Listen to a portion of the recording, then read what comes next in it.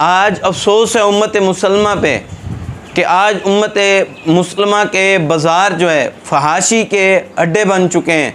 لیکن اگر وہیں پہ دین کی ترویج کا کچھ سلسلہ شروع کیا جائے تو مسلمانوں کی زیادہ کچھ فہرست نظر نہیں آتی۔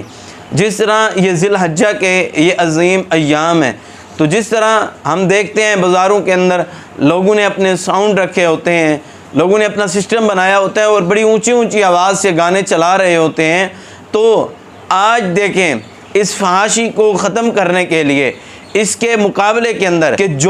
کیا ہمارے پاس ایسے نوجوان بھی ہیں جو ان بازاروں کے اندر اپنا ساؤنڈ سسٹم رکھ کے، اپنا سپیکر رکھ کے وہ تکبیرات کو چلائیں تاکہ ان کے دل بھی موم ہو جائیں اور شاید کہ وہ فحاشی کی اس دلدل سے باہر نکل سکیں۔ حضرت سیدنا ابو ہریرہ رضی اللہ تعالیٰ عنہ اور حضرت سیدنا عبداللہ بن عمر رضی اللہ تعالیٰ عنہ دونوں یہ صحابی جب ذی الحجہ کا چاند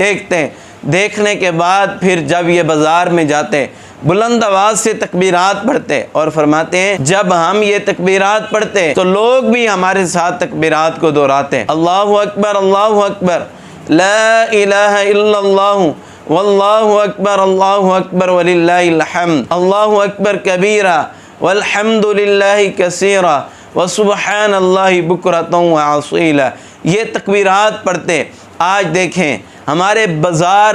سنسان، وہی فحاشی کی آماج گاہ۔ بھئی ان ایام کی بڑی فضیلت ہے، اگر اللہ نے آپ کو استطاعت دی ہے تو آپ کچھ نیکی کا بوٹا بھی لگائیں، کچھ نیکی کا کام بھی کریں، اپنے پورے بازار کے اندر صبح سے لے کے شام تک اللہ تعالیٰ کی صداؤں کو بلند کریں، تو یقیناً جو شخص بھی یہ کام کرے گا اس کے لیے دنیا میں بھی اللہ کی رضا اور محبت کو حاصل کرنے کا بہت بڑا ذریعہ اس کے پاس موجود ہے۔ تو بازاروں میں جائیں، آپ بلند آواز سے تکبیرات بھی پڑھیں، شرم نہ کریں، بلکہ آپ ساؤنڈ سسٹم لگائیں، اپنے رکشے وغیرہ کے اوپر رکھیں یا اپنی گاڑی وغیرہ کے اندر کوئی ساؤنڈ سسٹم رکھیں، یا جس طرح بھی کوئی آپ اہتمام کر سکتے ہیں۔ گلیوں کے اندر، بازاروں کے اندر، آپ چوکوں پہ اللہ اکبر